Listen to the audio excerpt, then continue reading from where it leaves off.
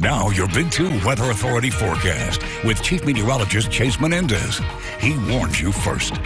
Well, good morning, everybody. Happy Tuesday. It is a very, very foggy start to our Tuesday.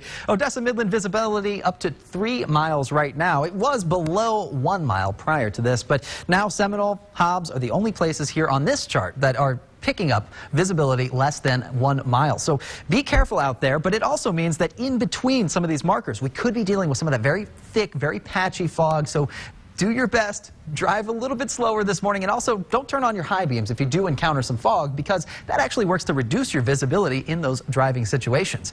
Now, fog, definitely a result of this high humidity that we've got today, and that's going to be the main feature for our forecast. Right now it's leading to fog, but tonight we could be dealing with good rain chances, and that rain will definitely keep us cold for tomorrow. Very reminiscent of what we saw last week. But taking a look at that humidity, 98% here for Odessa Midland, Big Spring, Seminole, all right around that number. As we get closer to 100% humidity, that's what gives us those chances for fog. So it's no secret that the highest numbers here on the chart correlate to those places with the highest amount of fog and the lowest visibility. Again, be careful.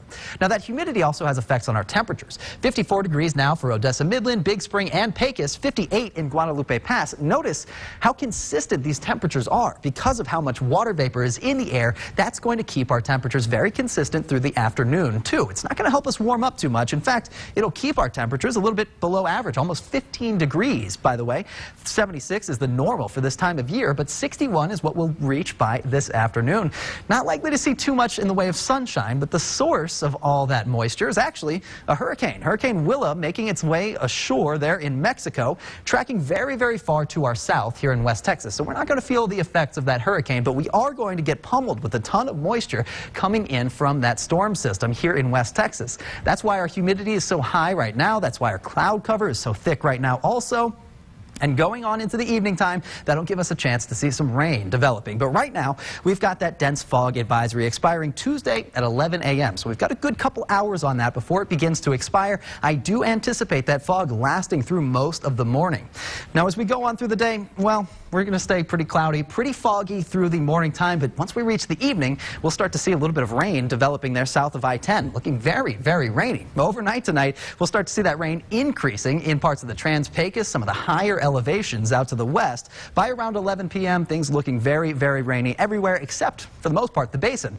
Until we get to around 3 a.m., then we'll start to see some of those pretty strong rain showers developing here across most of our viewing area, giving us a lot of rainfall total. So by Wednesday morning, we could be dealing with the chance for flooding. So get ready, prepare for that tomorrow morning, and be careful today because of that fog. So we've got some pretty dicey situations getting for our work commute in the morning time for the next couple of days. Now, as far as rain totals go, we could be dealing with the chance for flooding. We're looking at a lot of rain developing over a large period of time. Not so much by this evening, but look, once we get to tomorrow morning, almost 2 inches in some places like Pecos, over 2 inches in places like Marfa and Alpine, and we're not done there. Once we get on into the afternoon time, notice those numbers in Odessa Midland picking up over 1.5 inches. So that is good enough to cause some localized flooding, possibly some roadways that we do know flood will be underwater a little bit. So be careful tomorrow, and today be careful with that fog. Our high temperatures up to 61 today, 54 tomorrow, and then we'll warm up near 80 by Saturday and at 80 on Sunday.